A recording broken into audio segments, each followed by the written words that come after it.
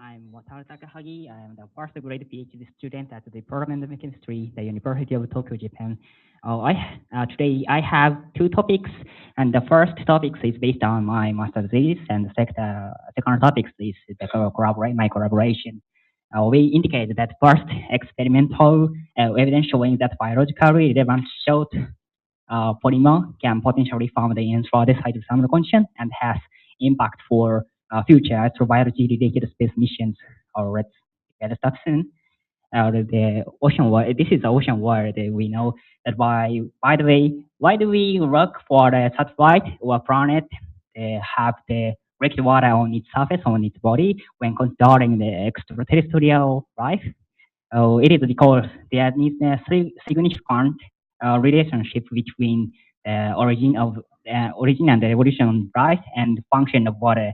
Water can be a solvent for organic and inorganic uh, molecules, and including anions.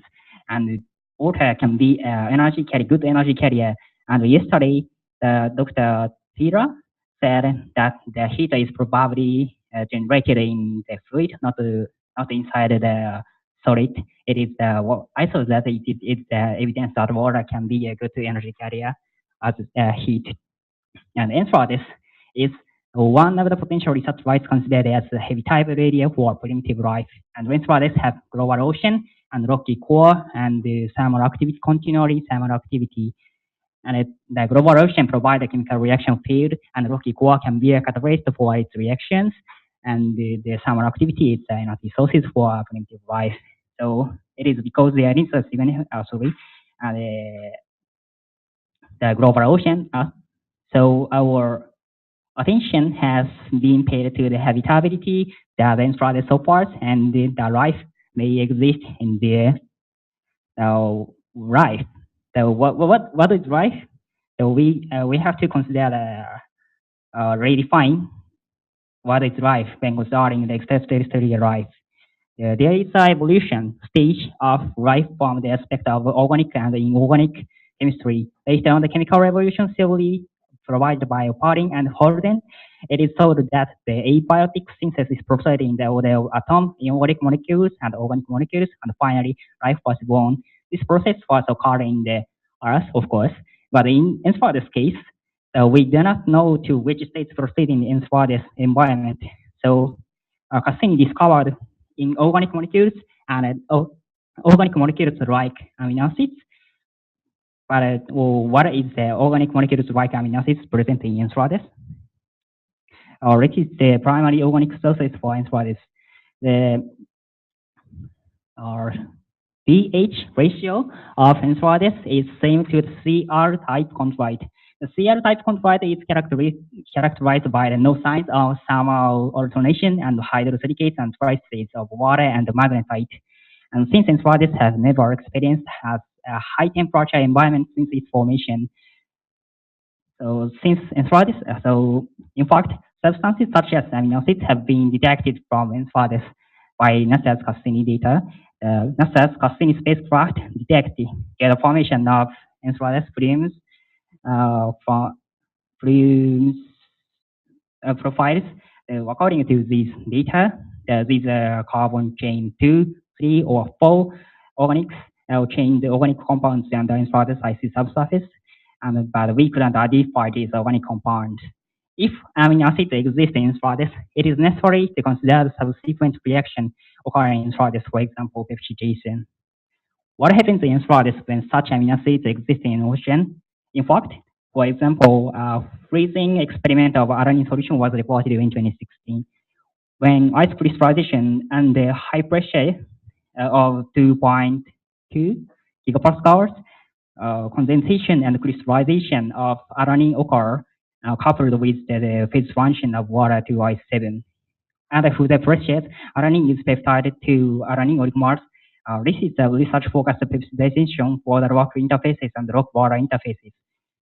But in Enceladus case, the pressure is not up to gigapascal, but megapascal. So we have to verify the test to crystallization process will occur in Enceladus and low pressure for megapascal order.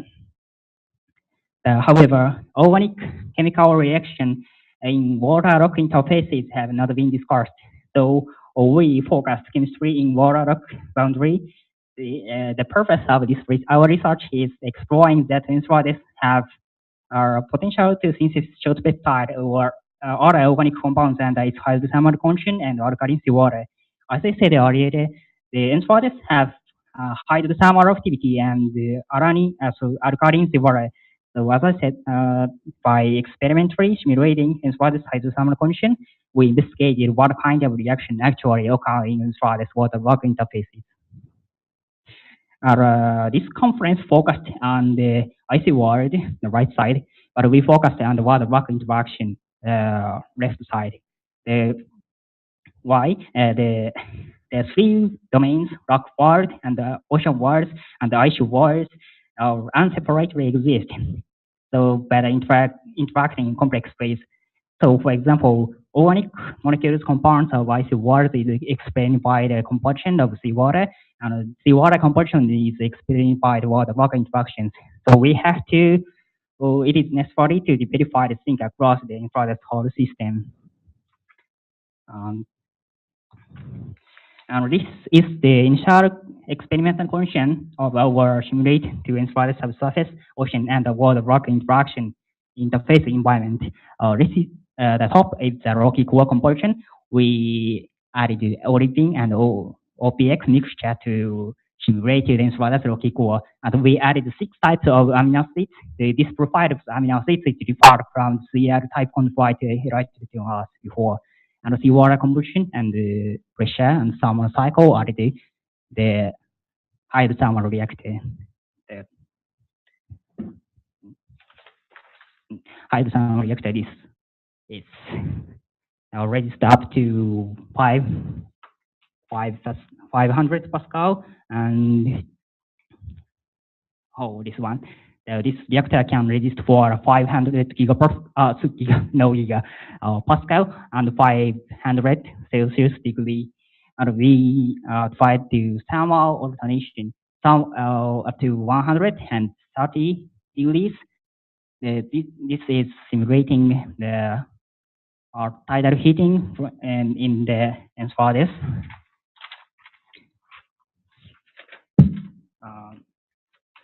Let me introduce the results. We based on our simulation, 28 of 36 peptides were detected in the infrared ocean worlds, and indeed, it has been suggested that glycine oligomerization can occur from NH3 plus group deprotonation of mineral surfaces. This trend, please focus on the profiles of alanine and glycine and aspartic acid. Alanine glycine were detected over alanine glycine, and aspartic glycine also or more detected by the aspartic alanine. This trend is explained by the water rock interaction on the surface of the infrared rocky core. The alanine and aspartic acid have the higher pK2. This is acid, the oxidation constant than the glycine. So the first step, the deuterium provide a proton to the cyanosyl group, and secondly, the deprotonated deuterium, it is the anion attached to the surface of the enceladus, the cyanosyl group. The next step is anion, the other anion attached to the bonded amino acids on the surface, and finally the peptide synthesized on the surface of enceladus rocky core. If exists that this mechanism, mineral surface assisted reaction on the enceladus type condition, this trend alanine glycine were detected over the glycerol alanine, and alanine glycine were over the glycerol aspartic acid is explained. And we submitted this research last month. And based on our experiment, the right evolution in enceladus is occurring the subsurface organic molecules, for example, amino acid to peptide. This is the first step of organic revolution of life, so it is important result, I think. The first family is the Enceladus have the potential to synthesize peptide from simple amino acid using the mineral surface associated reaction. I deleted this. The second topic is my mission from my scientific advisor, Dr. Yamahajime. So this is the concept. This is the concept moving sample return efficiency I see particle including the organic molecules, for example, amino acid or peptide, and we'd like to verify that it will not be a simple binary 1 or 0 answer. It means the life exists or not exist in Enceladus. The second topic is how to detect the biomolecules in Enceladus flames, or what is the biomolecules or biosignature in Enceladus. Lastly, the Dr. Kraft said that the biosignature framework, this is a part of the biosignature framework. We focused the target of chemical markers of energy sources for life and biosignature molecules, for example, amino acids and peptide. And Dr. Toner said that the flames measure the flame composition will not directly reflect the ocean because the fractionation process. So we have to reconstruct the ocean profiles of biogenic molecules from the restricted information of flames.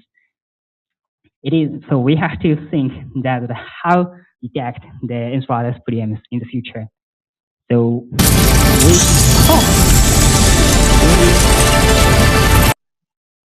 okay, and sorry, and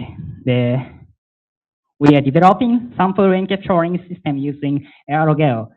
Aerogel has the characteristics of low density. It is important to get a sample breaking without breaking. This Aerogel flush and extraction steps. Extraction steps is this. Now it is the rubber experiment, but in the future we'd like to do now automatic, full automatic in the future. And this is on beta. Finally, in-orbit analysis and ground analysis was related. In ground analysis. And lastly, the Dr. Christine Iron presented me that the position that on-chip purification system. So if we can install the on-chip purification system, the salty water problems will be solved. So I think it is so important technologies. So we have to think that the purification ratio and quality and the extraction quality and ratio, and finally the detection limit of mass spectrometer in the future.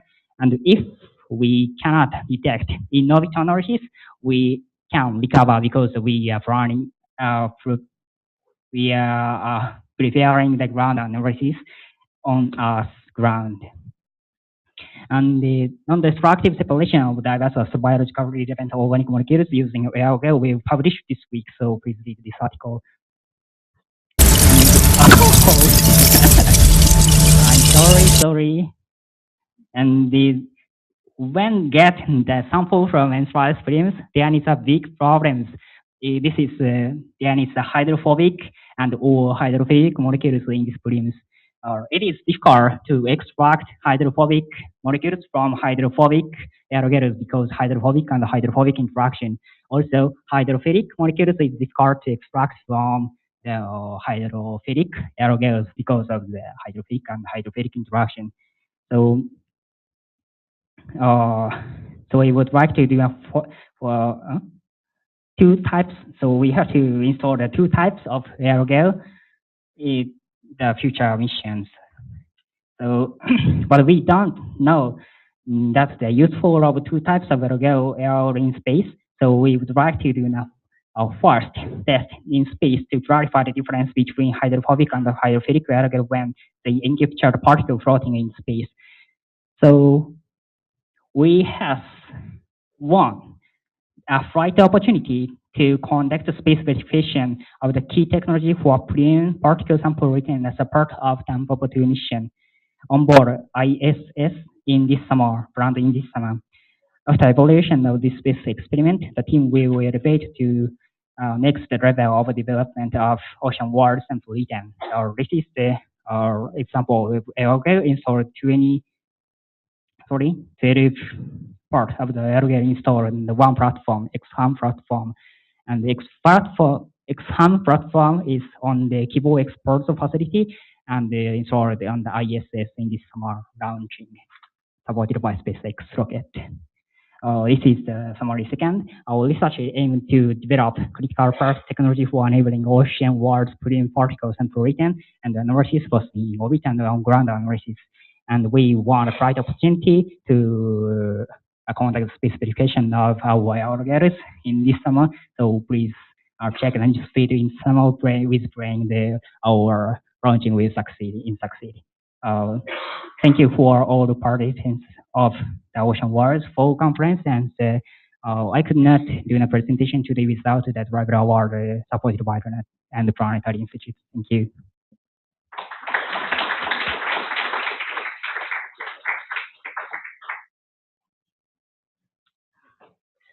So we have time for a couple questions. Just because you ended on a fun mission thing.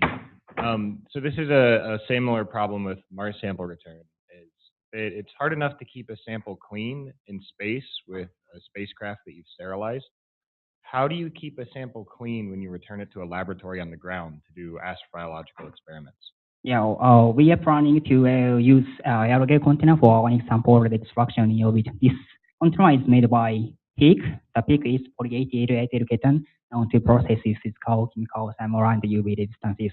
We can clean up this container and the Aerogel will be installed in this container, so we can keep the clean and in orbit extraction, and after extraction to go back to the earth processes. We can keep clean this sample in this container, I think.